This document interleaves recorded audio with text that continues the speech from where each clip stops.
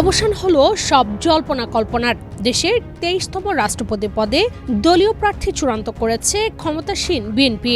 দলের মহাসচিব মির্জা ফখরুল ইসলাম আলমগীরকেই দেশের পরবর্তী রাষ্ট্রপতি হিসেবে দেখতে চায় দলটি। 13 অগস্ট বৃহস্পতিবার দুপুরে সচিবালয়ে দলের জ্যেষ্ঠ নেতাদের সঙ্গে বৈঠক করেন বিএনপি চেয়ারম্যান ও প্রধানমন্ত্রী তারেক রহমান।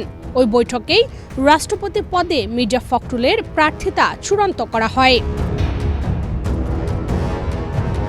বৈঠক শেষে বিষয়টি আনুষ্ঠানিকভাবে জানান বিএনপির জ্যেষ্ঠ যুগ্ম মহাসচিব রুহুল কবির রিজভী। ওদের স্বপ্ন পূরণে পাশে থাকতে পেরে আমরা গর্বিত। বাংলাদেশ জাতীয়তাবাদী দলের পক্ষ থেকে আনন্দের সাথে জানাচ্ছি, বাংলাদেশ জাতীয়তাবাদী দলের রাষ্ট্রপতি প্রার্থী হয়েছেন দলের সংগ্রামী মহাসচিব মির্জা ফখরুল ইসলাম আলমগীর।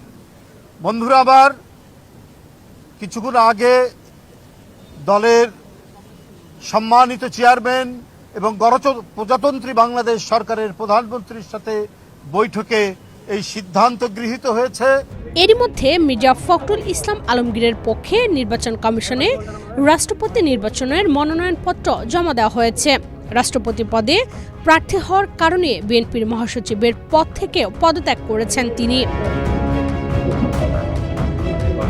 এর আগে রাষ্ট্রপতি পদে কর্নেল অবসরপ্রাপ্ত অলি আহমেদ বীর বিক্রমকে প্রার্থী ঘোষণা করে জামায়াতের নেতৃত্বাধীন 11 দলীয় জোট। বৃহস্পতিবার সকালে নির্বাচন কমিশনে তার পক্ষে মনোনয়নপত্র জমা দেওয়া হয়। সংবিধান অনুযায়ী সংসদ সদস্যদের ভোটে নির্বাচিত হন রাষ্ট্রপতি।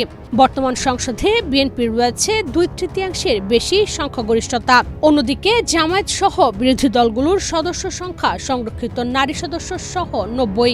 এই হিসাব অনুযায়ী সংসদে ভোট হলে বিএনপি মনোনীত প্রার্থীর জয় অনেকটাই নিশ্চিত। ফলে সবকিছু ঠিক থাকলে মির্জা ফখরুল ইসলাম আলমগীরই হতে যাচ্ছেন দেশের 23তম রাষ্ট্রপতি।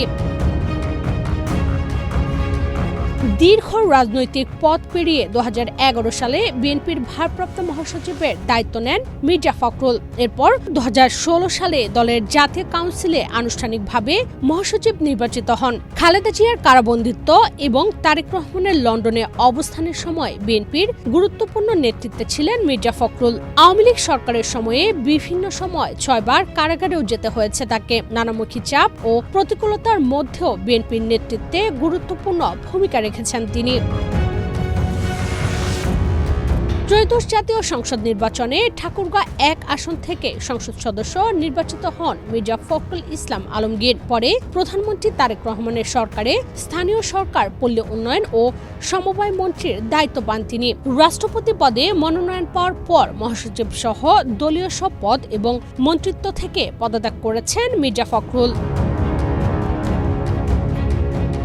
দীর্ঘ 35 বছর পর রাষ্ট্রপতি পদে একাধিক প্রার্থীর লড়াই এবং সংসদে ভোট হওয়ার সম্ভাবনা তৈরি হয়েছে। একদিকে বিপুল সংখ্যাগরিষ্ঠতা নিয়ে বিএনপির প্রার্থী মির্জা ফখরুল ইসলাম আলমগীর, অন্যদিকে বিরোধী জোটের প্রার্থী অলি আহমেদ। এখন দেখার বিষয় রাষ্ট্রপতি নির্বাচনের এই লড়াই শেষ পর্যন্ত কতটা প্রতিদ্বন্দ্বিতাপূর্ণ হয়। ইশরাত চৈতি, বাংলাদেশ প্রতিদিন।